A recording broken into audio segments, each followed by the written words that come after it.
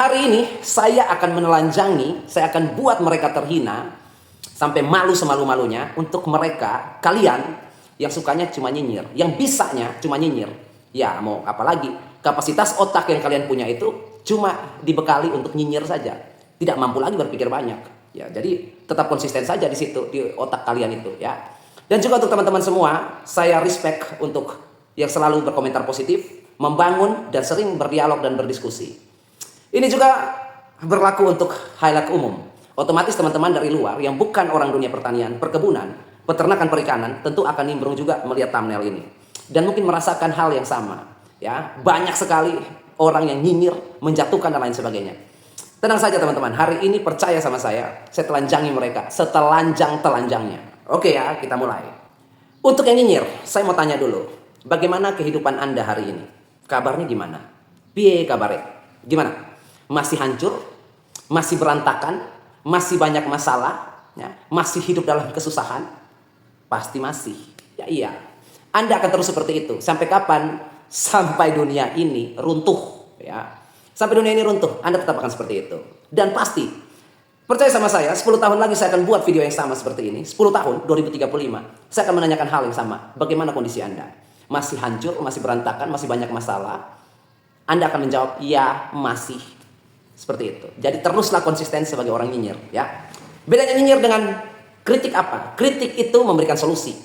Kritik itu mencari jalan keluar. Kritik itu menghantam sebuah ilmu dengan ilmu. Sebuah teori dengan teori. Sebuah praktek dengan praktek. Sebuah pengetahuan dengan pengetahuan. Itu kritik.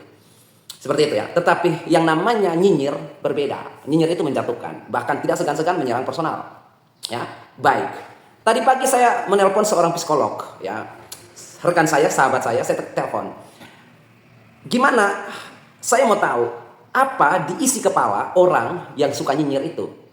Lalu kemudian dijelaskan kepada saya. Ya, begini bro. Orang yang nyinyir itu bla bla bla bla. Kita mulai. Poin pertama yang dikasih tahu sama teman saya, ahli psikolog ini. Yang pertama dia bilang orang yang suka nyinyir itu haus validasi. Tahu haus validasi? Caper, cari perhatian, maunya diperhatiin. Ya maklum, jarang dikasih perhatian, jarang dilihat. Jadi dia mau cari perhatian. Jadi untuk kalian, saya yakin kalian nonton kok. Untuk kalian yang suka nyinyir itu, yang pertama dari ahli psikolog, kalian itu cari perhatian. Seperti itu ya, caper, cari muka, seperti itu ya. Karena kurang perhatian. Kasihan juga kalian ya. Kok ada orang yang nggak ada kasih sayang begitu ya, haus perhatian, bla bla bla bla, berkoar-koar ya. Kasihan. Ciri-cirinya apa? Saya tanya ke psikolog. Untuk orang yang haus validasi atau haus perhatian itu, ciri-cirinya seperti apa? Yang pertama, komentarnya atau tanggapannya tidak nyambung. Seperti itu. Jadi kita kerjanya apa, dia ngocehnya apa, dia gosipnya apa. Kita lakukan apa, yang dia ngomongin apa. Kalau misalnya dalam konten, informasi yang kita berikan apa, yang dia komentari apa. Nggak nyambung dengan isi kontennya, dengan isi pekerjaan kita, dengan karir kita, dengan prestasi kita di kantor. Nggak ada nyambung-nyambungnya. Jadi dia itu nggak nyambung dengan apa yang kita sedang lakukan. Nah itu yang caper tadi, haus validasi tadi. Komentarnya suka nggak nyambung. Nah, Bapak Ibu sering lihat kan? Yang biasa komentar-komentar, isi videonya apa, isi informasinya apa, komentarnya apa. Nah itu haus validasi. Itu mereka masuk kategorinya haus kasih sayang, haus perhatian, minta perhatian, caper. Seperti itu ya. Kemudian suka ada di semua video, suka ada di semua area. Jadi di kantor pun mereka gosipin kita, di rumah pun gosipin kita, ya. Di mana saja digosipin. Omong semua hal-hal yang nggak ada kaitannya dengan pekerjaan kita. Seperti itu ya. Nah itu biasanya haus validasi. Nah jadi kalian itu, mungkin kalian yang nyinyir juga nggak tahu kategori kalian ini masuk di kategori apa. Jadi saya memperjelas kategori kalian, biar kalian bisa menentukan. Oh saya ini nyinyir, saya masuknya di kategori mana. Nah saya memudahkan otak kalian untuk mencerna ya. Jadi kalian yang sukanya komentar nggak nyambung, ngomongin orang yang nggak nyambung dengan apa yang dikerjakan, ya. Kemudian menyerang personal, kemudian suka ada di mana-mana. Kalian itu masuk di kategori si penyinyir yang haus validasi, butuh kasih sayang, berarti kurang perhatian, ya. Yang kedua, ini menurut ahli psikolog, komentarnya menyerang personal. Jadi tidak substansif pada isi informasi. Yang kita bilang mobil, yang dia omongin bukan mobil, yang dia omongin kitanya, pribadinya. Yang diserang personal, bukan karya. Nah, itu masuk di kategori tukang nyinyir yang kedua. Iri hati dan tidak mau atau tidak suka, tidak senang lihat orang maju, lihat orang berkembang. Itu yang kedua. Jadi yang pertama tadi haus kasih sayang, haus validasi, haus perhatian. Yang kedua, iri hati. Susah atau sangat merasa tidak nyaman ketika melihat orang lain itu berkembang, sukses, maju. Seperti itu. Dia rasanya nggak enak banget, nggak nyaman begitu. Maunya orang itu jangan berkembang. Nah, itu masuknya kategori kedua. Jadi Anda yang suka begitu, yang nyerang-nyerang personal, orang bikin karya apa, informasi apa, yang diserang bukan informasi, yang dikritik bukan informasi, yang ditanyakan bukan informasi, atau karya dari seseorang, yang diserang personalnya, keluarganya, anaknya, istrinya, suaminya, orang tuanya, segala macam personalnya diserang. Kalian itu masuk dalam kategori iri hati. Ya, kalian gak senang lihat orang itu berkembang. Wah, separah itu ya mental saya. Ya, mental kalian itu sudah bobrok. Jadi harus segera berobat. Ya, saya cuma bantu kasih kelas-kelas kalian, biar kalian gak masuk salah kelas aja. Ya, takutnya yang iri hati ini, lu masuk di kelas haus validasi, nggak nyambung nanti. Ya, jadi saya membagi per kelasnya seperti itu ya. Nyinyir juga perlu belajar ya. Kemudian yang ketiga, hanya ingin gaduh. Jadi kata psikolog teman saya ini, dia bilang ya mereka hanya ingin gaduh. Jadi misalnya Anda kasih informasi tentang pertanian, kasih konsultasi tentang peternakan, perikanan, perkebunan, agrikultur. Anda kasih informasi tentang itu, memfasilitasi orang untuk mengakses informasi dan ilmu pengetahuan. Mereka masuk nggak bahas itu. Mereka masuk cuma bikin gaduh. Tujuannya apa mereka masuk bikin gaduh? Untuk memancing emosi. Lebih tepatnya provokator. Nah, jadi kalau Anda yang kategorinya nyinyir yang mau buat rusuh, ricuh, kategorinya provokator itu, nah itu kelasnya. Jadi kalau komentar-komentarnya hanya menarik emosi atau menarik pandangan, dia ini nggak tahu, dia ini begini, dia menghalalkan ini, nah itu biasanya orang yang kategorinya bikin rusuh, bikin ricuh, nah seperti itu, nyinyir yang sifatnya itu, poin ketiga tadi. Jadi nggak akan substansif dengan apa karya, pekerjaan, keberhasilan, kesuksesan Anda, nggak ada, karena dia memang masuk mau pancing emosi saja, provokator. Nah, kemudian yang keempat, bisa jadi kata ahli psikolog ini, bisa jadi kompetitor. Jadi misalnya begini, kayak misalnya saya ya. Misalnya channel berkembang, bikin channel apa berkembang, bikin channel apa berkembang, seperti itu ya. Nah, edukasi informasi kok cepat sekali naiknya, kok cepat sekali besarnya. Nah, ini 5 bulan yang lalu baru dibuat, sekarang sudah besar. Ini dia buat lagi 3 bulan yang lalu sudah besar. Nah, biasanya itu kompetitor. Loh, ini kok kerjanya sedikit di kantor, kok nggak terlalu menjilat atasan segala macam, kok prestasinya bagus, kok pangkatnya naik terus, karirnya bagus. Nah, itu biasanya orang kompetitor. Nyinyir yang dalam tanda kutip dia kompetitor. Bersaing tidak mau sehat. Jadi dia serang segala macam. Ya personal diserang. Seperti itu ya. Ciri-cirinya apa? Ciri-cirinya kalau di media sosial masuk dengan akun palsu. Foto profil nggak ada. Kalaupun ada foto profilnya burung lah, apa pasir lah, yang aneh-aneh, awan lah, macam-macam. Tidak ada profil resminya ataupun tanpa foto profil. Begitu kita kunjungi media sosial platformnya, kosong, nggak ada apa-apanya. Karena akun itu dibuat hanya untuk menjatuhkan kita. Seperti itu. Nah, biasanya apa yang harus kita lakukan? Nah, itu ada 4 poin tadi sudah dicatat ya. Jadi kalian yang nyinyir itu sudah tahu kategori kalian ada di mana. Saya sudah bagi 4 kelas itu. Tinggal kalian semua masuk di kelas masing-masing saja. Kalau saya tidak bantu begini, kalian yang nyinyir-nyinyir itu juga pasti salah masuk kelas. Untuk menentukan kelas kalian saja kalian nggak mampu. Seperti itu ya. Nah, biasanya apa yang harus kita lakukan untuk mengatasi atau berhadapan dengan orang-orang yang nyinyir seperti itu? Yang pertama, jangan kasih panggung.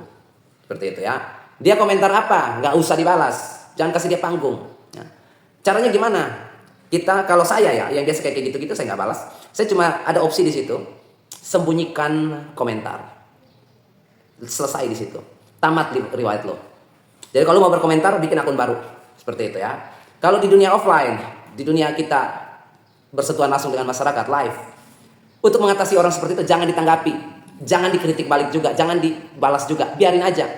Seperti itu. Itu langkah paling mematikan. Kalau Anda menanggapi dia orang nyinyir itu beda dengan pemikiran kita yang mau maju, yang sukses, beda. Ya. Kalau kita maunya kasih paham, dia tidak. Dia semakin digubris, semakin ditanggapi, mau baik, mau buruk, mau makian, mau cercaan, dia tambah senang karena tujuan dia terpenuhi, tercapai. Dia ganggu, kita ada respon. Nah, dia semakin bersemangat. Biarin aja, biar dia pusing sendiri. Kalau nggak ditanggapi, dia pusing sendiri. Pakai cara apa lagi? Pakai cara apa? Dia pusing. Kalau kita tanggapi, berarti cara dia yang pertama sudah berhasil. Dia nggak perlu pikir cara lain. Jadi biarin aja, dia sakit sendiri itu. Meriang sendiri pasti.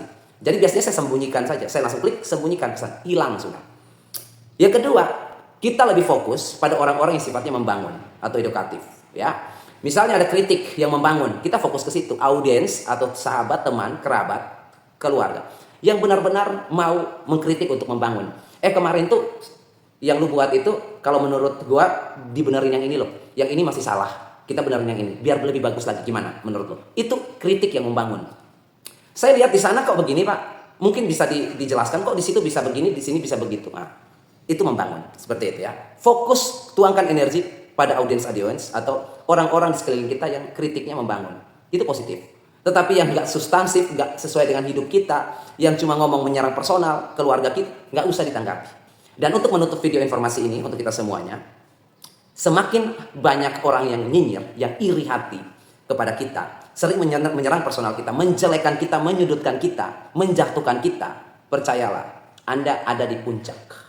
Karena orang di puncak yang bisa ditarik turun, orang di bawah nggak bisa ditarik turun. Orang di bawah gimana mau tarik, dia udah di bawah.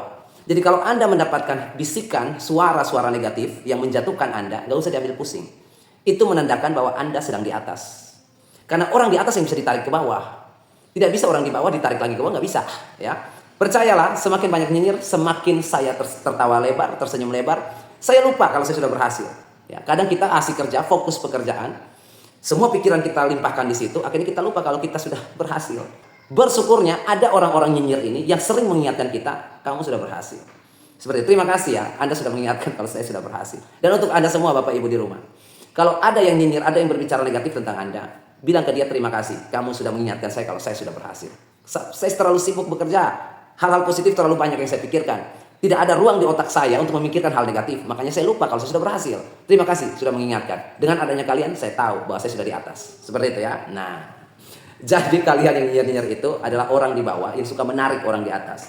Seperti itu ya. Sedangkan teman-teman yang komentarnya positif, membangun, edukatif ya, itu adalah orang yang di atas kita yang sedang mengulurkan tangannya untuk menarik kita lebih tinggi lagi. Semakin ke atas. Seperti jadi mereka itulah yang harus kita fokuskan. Energi tenaga kita habis di situ daripada urusi orang yang mau tarik kita ke bawah. Ngapain? Seperti itu ya. Jadi seperti itu, kalian sudah tahu ya, kelas-kelas kalian itu saya sudah bagi tadi, tinggal masuk saja di kelas-kelasnya masing-masing. Kemudian yang kedua, kalian itu di bawah, yang kami ini ya melihat kalian tiap hari tarik seperti itu. Tapi percayalah, tarikan kalian itu tidak sekuat tarikan dari teman-teman yang ada di atas yang sifatnya positif dan terus menaikkan kita setinggi langit. Seperti itu ya. Ya, berobat seperti itu. Akhir kata saya cuma bilang berobat. Kasihan itu. Kalau lama dibiarkan, nyinyir-nyinyir itu bisa jadi penyakit itu. Seperti itu. Awalnya dia nyerang psikologi dulu, otak dulu diserang pikiran. Kemudian diserang hati, ya, perasaan. Lama-lama diserang tubuh loh. Jadi akhirnya sakit karena nyinyir itu komplikasinya banyak. Nggak ada obatnya. Coba aja. Pergi ke dokter atau apotik lalu bilang, saya sakit karena nyinyir, apa obatnya? Nah, Anda bisa stres sendiri itu ya. Sampai jumpa di video selanjutnya. Terima kasih sudah menyaksikan ya. Video ini spesial lah. Kita santai-santai dulu karena terlalu banyak kita belajar, penat juga otak ya. Besok kita masuk pada diskusi-diskusi kita yang lain yang lebih sehat lagi dan kita lanjutkan seperti biasa. Dan akhir kata saya ucapkan, tetaplah selalu berbagi dan menabur kebaikan setiap saat.